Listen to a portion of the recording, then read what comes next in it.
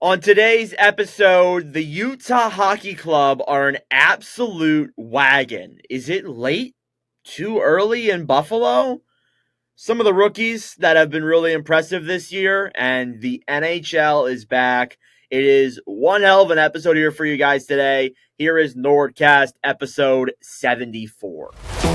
Do people in Canada have cable, like other people? We keep this up in the playoffs. I don't care. And at Chili's. Is it a Chili's? Achilles. Finally. You don't know that? Fuck you! Get this guy the fuck out of here! Alright, well, coming in at number 5, I got Anthony Stolars. Now! Jets are winning the cup! Thank you for watching and listening. What's going on, guys? And welcome back to another episode of the NordCast. It is Sunday, October 13th, 2024. I am Nordic here and just Nordic here today. The guys could not come together for an episode this week. Carter is very busy with work and his junior hockey team, which hopefully we'll get into in another episode. And Jack is living the good old college life, as we've been talking about the last couple of weeks with our episodes. So we weren't really able to record an episode this past week. We do apologize for that. Obviously, the content with me does not stop. It does not be just regarded by those two guys, because if it was, then God bless me, I would be far behind. But regardless, the NHL's back. We're doing absolutely great. Every team, I would say, about now has played at least 1 to 3 games. So currently, we're in a pretty good spot right now when it comes to every team.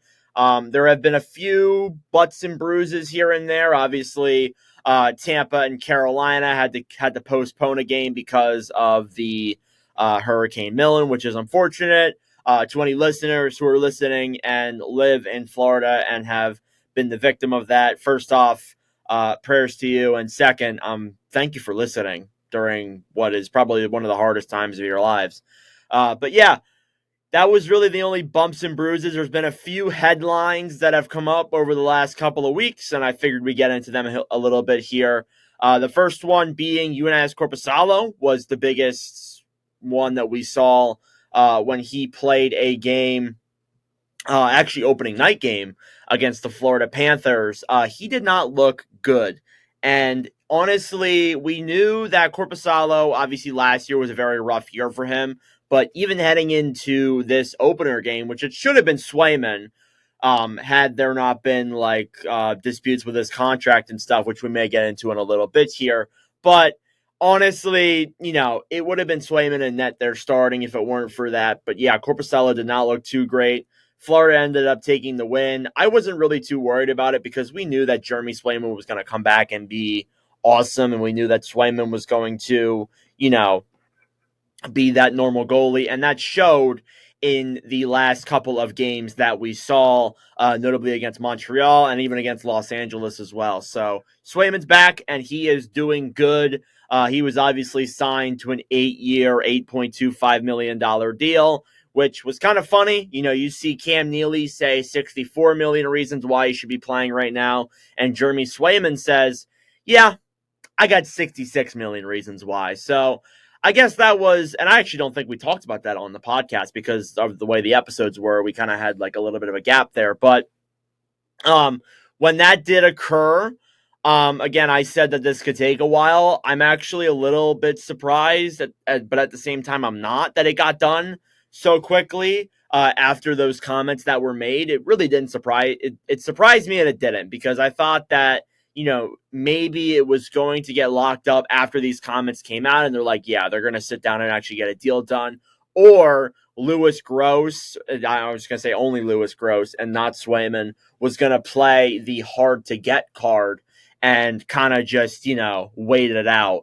Essentially, that's what I thought was going to happen. But obviously, it did not go that way. So good thing Swayman's back and signed. I'm trying to think of some other headlines. Obviously, Utah played their first NHL game, and I just got to say, they are an absolute wagon. They are really exciting to watch, and I honestly think that is a team that, honestly, people forget, last year, they were close up until that 14-game losing streak. Again, if that 14-game losing streak didn't happen, there's a legitimate chance that the Arizona Coyotes, could have actually made the playoffs because they were right at the playoff line battling with teams like Nashville and St. Louis. And, those teams in Nashville and St. Louis had like such a really rough start to the year. And if Arizona didn't have like that long streak, I feel like they probably would have come way closer to the playoff line than they were at the end of the season last year. But the team moves to Utah. They make a couple moves, and they made the right moves too, bringing in Sergachev and not Valimaki and Marino and Cole, bolstering that blue line a little bit, bringing in someone like Kevin Stenlund. I honestly thought that they made a lot of really good adds, and it showed in their first 3 games. They're 3-0 right now. They started off with their home opener against Chicago, winning that. Then they go on, like what I noticed with the Coyotes and Utah, like their schedules are very similar. Like I remember at the beginning of last year, Utah, then Arizona went on that like New York, New Jersey road trip. And that's what that's what the Utah Hockey Club is on right now. And they go play the Islanders, which was one hell of a game, by the way. You see the Islanders score, then Utah scores, and the Islanders score, then Utah scores. And eventually Utah ends up winning that in overtime. Then you see that again, where Utah comes from behind against the Rangers, goes up on the Rangers, ends up blowing the lead, because of course they do. But they end up winning in overtime. Clayton Keller and Dylan Guenther are the 2 most notable players that have played through this stretch. And Gunther's really proving a lot of people wrong, because when he signed that contract at I would say a few weeks ago, about 2 weeks ago now, not even 2 weeks, like 3 weeks ago, there were a lot of people who were like, yeah, I don't like this, and thought that it was a little bit of a risk for a player who really, to be honest with you, was like didn't even play that much in the National Hockey League beforehand. So there were a lot of people that were kind of doubting him a little bit, but nope, he proved them wrong. And now he's on like an actually insane pace. Like when you look at the numbers, he actually is really unbelievable. I believe he has I think he leads the league in goals with like 4. And obviously it's like literally like only 3 or 4 games into the season for most of these teams, as I said, but that's still really impressive. So it bars the question, well, can they make the playoffs? And I think that's the question they're really asking themselves right now, because, again, this team came kind of close last year up until that losing streak. And I guess you can say that for every team, but they really look hot right now. They look like they could go. And again, I know it's only like 3 or 4 games into the season, but like if they keep this up, if they keep up this pace that they're going, they could very well make it into the playoffs. I think they're first in the NHL right now, which is the craziest part. So they look like they're on a heater. They look like they're playing really well. And again, it's what they've been building up the last couple of seasons. And honestly, my heart does go out to the Arizona fans, including myself, because I'm one of them, who watched this team and believed in this team for so long. And then you see them move away for reasons that were not their fault or the fans' fault. And, you see them go straight to Utah, and they haven't lost a game yet. So Utah, absolute wagon right now. Listen, if you're listening and you're a casual hockey fan, or, you don't really know who to follow, Utah is a good option, because they're a new team. You can just say, hey, I was getting into hockey and I saw Utah coming into the league, and I was like, yeah, let me go with Utah. That's what I'm going to give my excuse for. No, I'm kidding. I have a better excuse. But yeah, so that was the one thing that I saw, along with the Korpisalo thing, that I thought was very notable. Another thing is Alex Georgiev. Yeah, he looks like a major problem there in Colorado. And it's really warranting the question of maybe Colorado needs to go out and find another goaltender. And maybe this means that they might be giving up on Alex Georgiev. So Georgiev, through 2 NHL games this past season, he's let in 8 goals against, has a .680 save percentage, and was pulled in both games. Now, keep in mind, this is only over 2 games, of course, but there is still a little bit of concern there when you look in terms of, how he's been playing. 8 goals against in 2 games. Are you kidding me? Now, you might say the first game that Colorado played was, I believe, last Thursday against Vegas. And you can make some exceptions for that and say, oh, it's Vegas. But apparently, Vegas was heavily outplayed in that game, or at least heavily outshot. I'm trying to find the actual numbers here for you guys, but let me pull them up here. So, yeah, I got them right here. And yeah, Colorado was heavily outplaying the Golden Knights. The Knights had 21 shots, the Avs had 32, and they put up 8. They put up 8. That's over, like, that's insane. 3 goals a period, essentially. That is yikes. That is not good. So that definitely was a concern for Georgiev. And, like, again, you might look at that and be like, oh, let's put a pass on it because it's Vegas. You know, they won the Cup 2 years ago, and, oh, it's fine. But then against Columbus, a team who they should beat, they absolutely, without a doubt, should beat Columbus. And, you know, obviously Columbus is going to have a very rough year, but you go in, again, you outshoot them, but then early on in the first, you go down 1-0, 2-0, 3-1. Just like, you can't sit here and say that this isn't an issue. Now, I understand that good starting goaltenders, and it's a good video that M-Bon Hockey put out. Shout out to him. He made a really good point in a recent TikTok saying that really good NHL starters are very hard to come by. You know, I would say you have 10 or 11 really good starting goaltenders, and then after that, it's a lot of guys who are kind of they're all right, or they're wildly inconsistent. So that is an issue there for Colorado, but I feel like they need to address this in some way because we know that Georgiev can be good at points, but he's wildly inconsistent, and you can't really rely on that heading into the playoffs. Like, even last year, like, I feel like the only reason why they beat Winnipeg was because Hellebuck had a really bad playoffs. Apart from that, I felt like Georgiev was average in that round and was really bad in game 1, actually. And you might say through these 2 games, oh, you know, it's only 2 games. Like, you know, some people have rough starts to the year. Like, look at Edmonton right now. They're down 3-1 to Calgary as I'm recording this. And you can say that, but with Georgiev, we've had this issue for a while, dating back to when he was with the New York Rangers. So I really don't trust Georgiev as that starting goalie, especially with the injuries and the players who are not on the lineup right now for Colorado as it is. It is not a reliable situation whatsoever if you are a Colorado Avalanche fan. I don't know. I don't really know, to be honest with you guys. So I'm a little bit worried about Colorado and their overall goalie situation. I don't really know. There's not really much else that really has impressed me. The Devils are obviously off to a very hot start. They're 3-1 right now. Pittsburgh, notably off to kind of a rough start. Joel Blomqvist actually looks pretty good as their like backup goaltender at this point, I guess. He played in Wilkes-Barre Scranton for a few years, and I got the opportunity to see Joel Blomqvist play a couple times.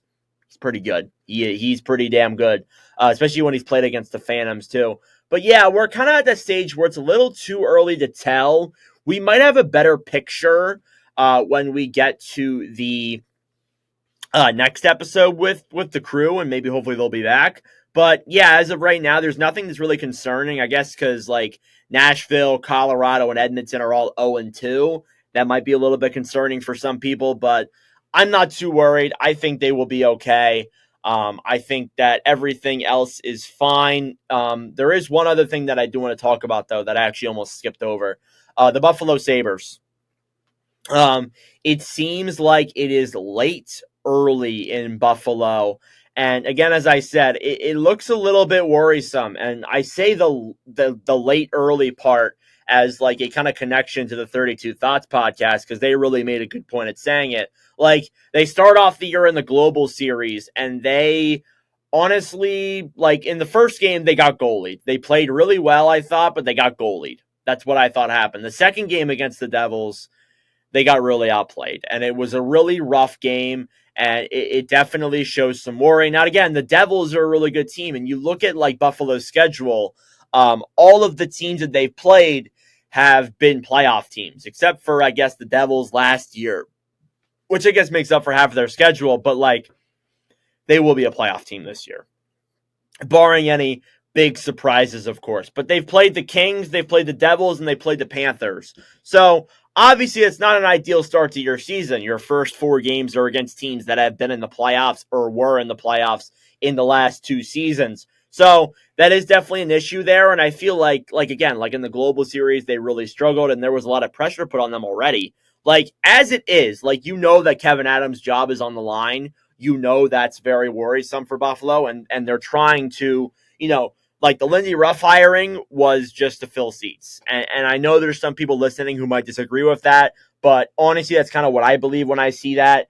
It does look really worrisome. They're 1-3. They did beat the Florida Panthers, who are dealing with injuries on their own. But yeah, I don't know. It seems like it might be late, early in Buffalo, and they've only played 4 games. That's a little bit of a worry. But if this trend does kind of continue, they do have an easier schedule heading into the end of the month. They play Chicago and Columbus a couple of times, and then they follow it up with Dallas and Florida. So they have a mix of really good games. They have a mix of easy games with some hard games in there too. But it really seems like it's late, early in Buffalo. And if we see them go off to a really rough start, I think Kevin Adams is on his way out. I mean, he's been here since 2021? He's been here for about 3-4 years at this point. So we're getting to that point where they might have to move on from him. So that's a little bit worrisome there with the Sabres. But again, I feel like they have the young core where they can maybe do it. If they come really close to the playoffs again, I think that might keep his job. If they get in, of course it will. But it depends if they take a step on the ice and in the standings at least a little bit, even if they do that and not make the playoffs, I think Adams keeps his job. But if they miss for a 14th straight season and they don't take a step at all, I feel like there could be even more major changes done in Buffalo. But then again, what do you do? You've been through this so many times. What do you do? You're in such a rough situation right now if you're the Buffalo Sabres. So hopefully they can figure that out, or hopefully not, depending on what team you're a fan of. It wouldn't really surprise me, to be honest with you. But let's move into some news around the NHL. There hasn't been a ton, but there is a few things I do want to talk about. There's been a few first NHL goals this past season. Maxim Tisplikov has scored his first NHL goal. It was a pretty good one, too, against Utah.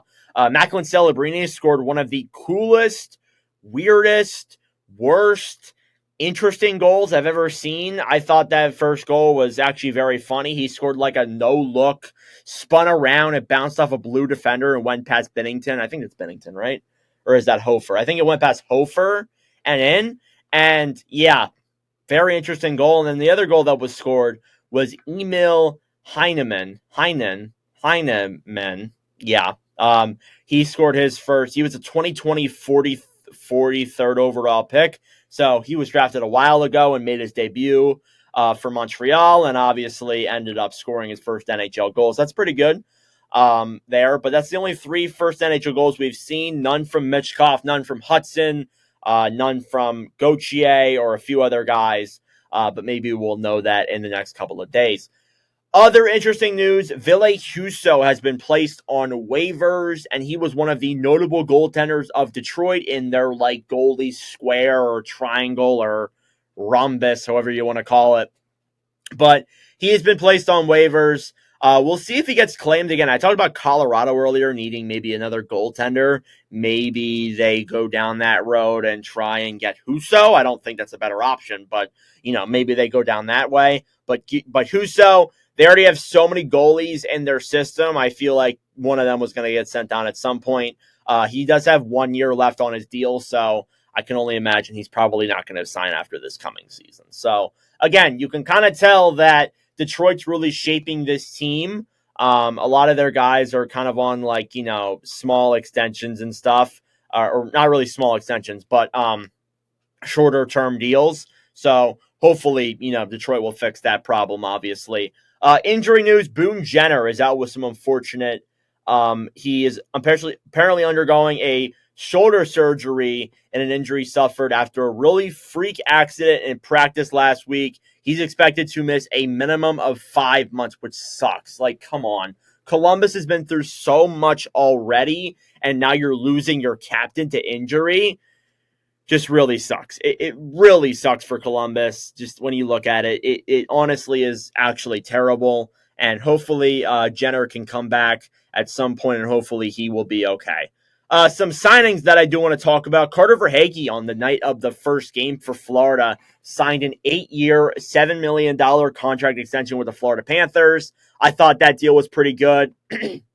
I think that Verhaeghe, most notably, was very impressive during that Stanley Cup run, and even before that. He is Mr. Overtime Goal.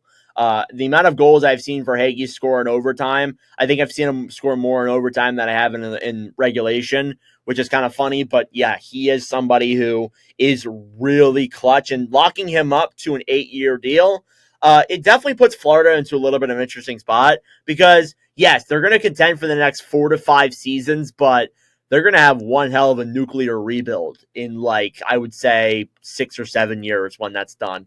And maybe we'll still be recording episodes by then. But, yeah, they look like they're going to be in an interesting spot come that time. But obviously they're not worried about that right now.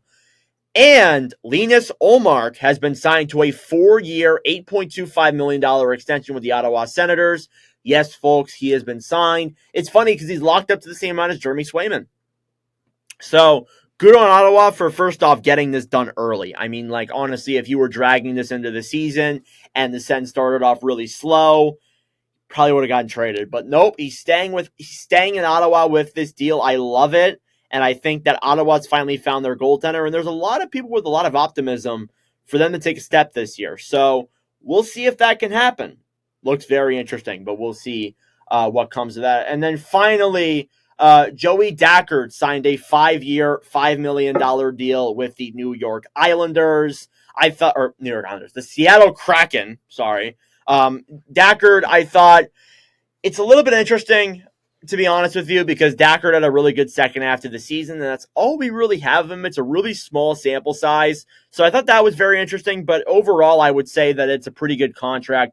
Hopefully it works out well, but a little bit of a risk there for sure with that Dackert contract. So, yeah, we'll see how that goes. And that's pretty much all I have for news. The last thing I do want to talk about is that the 2025 NHL draft will be held in Los Angeles, and it will be a decentralized draft, which means that the GMs, scouts, and everyone else will not go to the draft. It's a little bit unfortunate. I get it from the owner and GM standpoint because obviously, you know, they're doing all this travel and free agency and the draft are so close together. But it does really suck for like the fan standpoint and the player standpoint because it's always been your dream to go up and shake Ken Holland's hand or Danny Briere's hand or, you know, Stevie Y's hand. Like you always wanted to do that when you were young. Well, you were always thinking about that and being like, oh, it's a part of the dream. It's a part of it. But it sucks that it's not going to be that way anymore.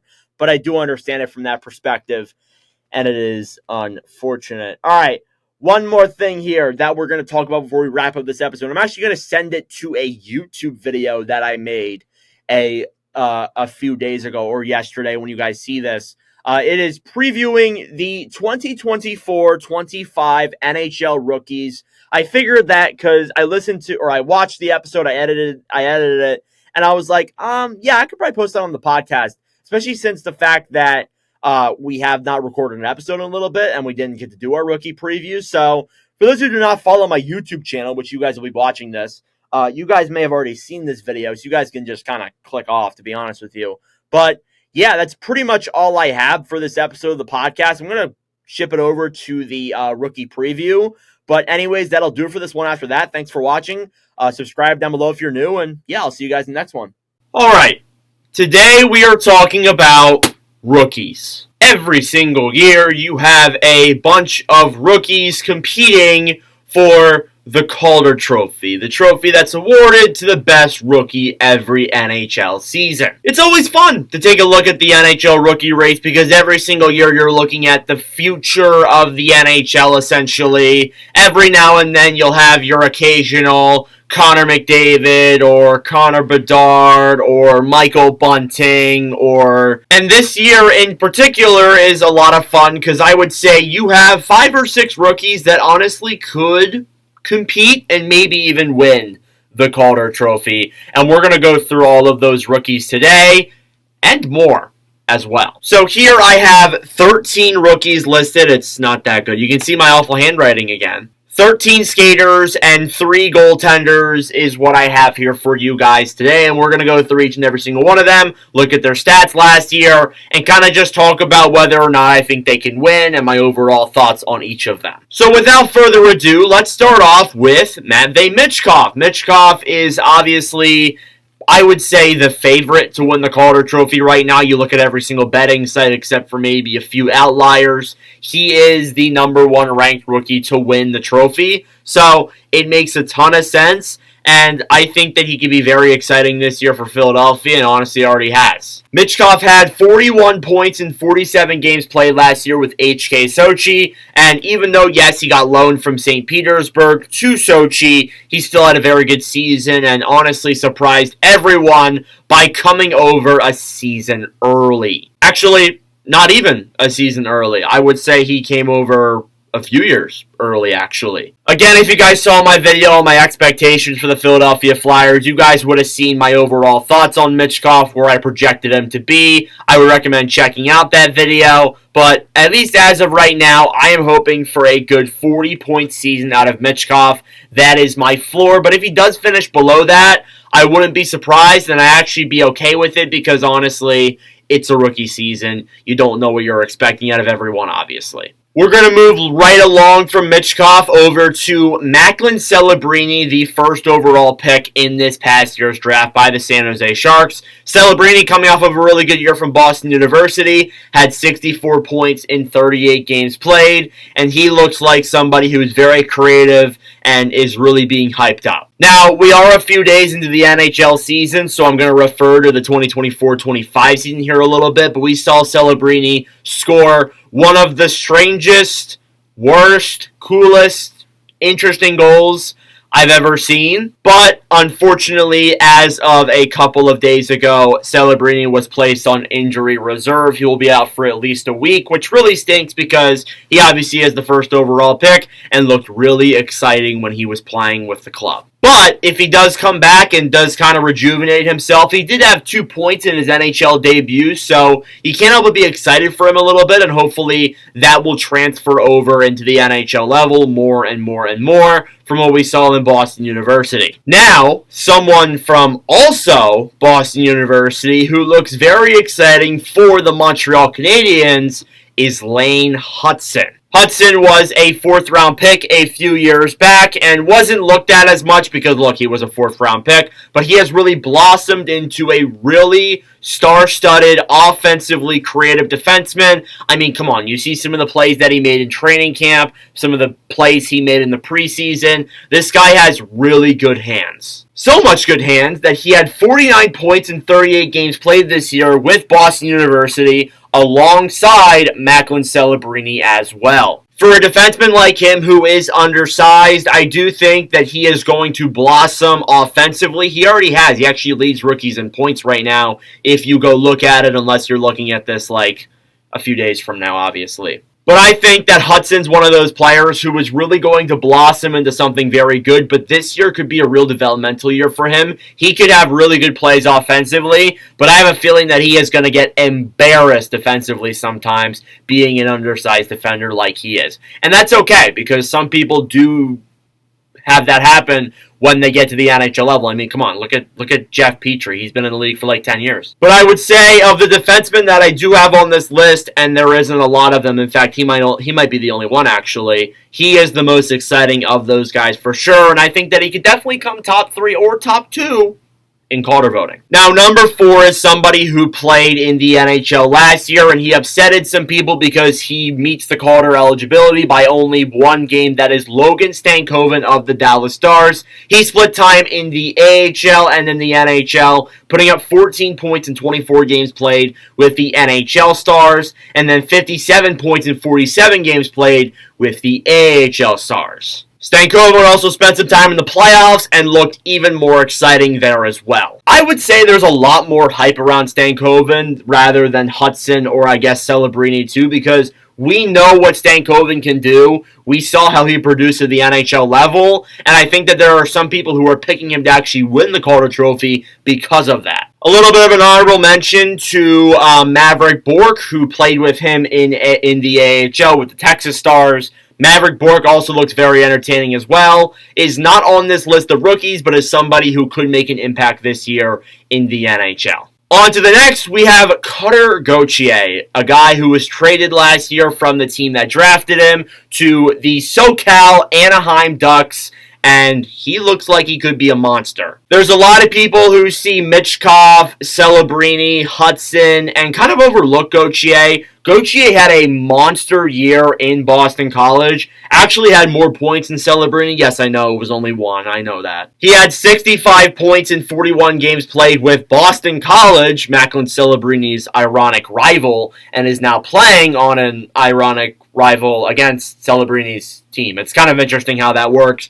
but Gauthier is a monster of a player. He is very good, and I think people kind of overlook him because they see guys like Michkov and Celebrini in the pool this year. Carter Gauthier, if the Anaheim Ducks do kind of surprise with some of their young players, he could very well win the damn thing, so don't count him out just yet. Now that I look at this, I probably should have paired Celebrini and his partner, Will Smith, not that one. Will Smith of Boston College together because they both play on the same team. They're both making their rookie season debut. And come on, two of probably the best prospects in the league making their debut rookie season together. That's storybook incredible for the San Jose Sharks. Will Smith actually had 71 points in 41 games played with Boston College. And of the guys that I have listed in this rookie pool, I believe he has the most points of any of them. He looks like a highly talented, highly creative player, and honestly could win the Calder as well. I would say there are 6 rookies here that you can make a legitimate argument for them to win the Calder Trophy this year, and Will Smith is definitely one of them. He had a very good year in Boston College, and him and Celebrini connecting together could be the next, Raymond and Sider for rookies. So those are 6 guys who I believe have a legitimate chance at winning the Calder Trophy. Now we get into the guys who I can kind of just go a little bit rapid fire through, not really talk about too much because honestly I don't think they're going to contend for the Calder, but they're still going to be exciting rookies for sure. The first one on that list is Rutger McGroarty, recently traded from the Winnipeg Jets to the Pittsburgh Penguins in a controversial 1-for-1 deal that made a lot of Winnipeg Jets fans angry, specifically my podcast host Carter. But McGroarty, for good reasons, looks very exciting. He had 52 points in 36 games played with the University of Michigan. He is one of the guys on this list who honestly looks really exciting, but actually might be in and out of the NHL. It seems like they might not be as reliable with McGroarty in Pittsburgh. They might want to put him down for a season with the Wilkes-Barre Scranton Penguins. But he did make the lineup because I believe Brian Rust is injured. But when Rust comes back, there's a decent chance we see McGroarty go down. Next up, we have an older guy. This guy is much older than a lot of the other players on this list because he actually spent time in the KHL before coming over. It's Maxim Tisplikov of the New York Islanders. Tisplikov had 47 points in 65 games played with Spartak Moskva of the KHL. That is, I think, a loan, I believe he was loaned to that team. But a guy like Tisplikov playing regular minutes in the KHL, putting up 47 points is very impressive, and getting signed to that deal by the Islanders, he honestly could be somebody who honestly really makes a dent in the NHL. Then you have Josh Doan of Utah, who put up 9 points in 11 games last year with the NHL Coyotes, and had 46 points in 62 games played for the AHL Coyotes. Yes, he is the son of Josh Doan and looks actually pretty exciting. He already has a goal through Utah in their first couple of games. He's going to be real dangerous as a second-round pick. Nikolai Kovalenko of the Colorado Avalanche, similar to Tisplikov, was drafted by the Avalanche in 2018. That was 6 years ago at this point. And Kovalenko put up 35 points this past year in 42 games played with Torpedo. Actually came over a little bit for Colorado, played in the playoffs, looked very good, and actually made the team out of camp. His story is similar to Kirill Kaprizov of Minnesota, except he's not Kirill Kaprizov, he's Nikolai Kovalenko. After that, then, you have Samuel Honzik of the Calgary Flames, who also made the team out of camp, had 31 points in 33 games played with the Vancouver Giants. I thought that he looked solid last year in a shortened season, and the fact that he made the roster after not really playing that much last year in the WHL is pretty impressive. We'll see what he can do. Yuri Kulich of the Buffalo Sabres had 45 points in 57 games played with the Rochester Americans last year. He did make the roster. He actually played in the Global Series and has been on the roster since. And I think due to injuries, he's going to have a real chance to prove himself, or else he's probably going back down to the minors. Mackie Samoskevich of the Florida Panthers had 54 points in 62 games played in the American Hockey League with the Charlotte Checkers. He is already playing a regular NHL role with the team. Since they lost a lot of depth, it's really given him an opportunity to make this roster, and hopefully he might make a name for himself this year as a old Michigan guy. And then finally, I'm just going to throw him in here, but Jet Luchenko of the Philadelphia Flyers, he made this team out of training camp, shockingly. Had a pretty good year with Guelph last year, and hopefully he can keep that up with the Flyers, but I probably think he's going to be sent back to Guelph as well.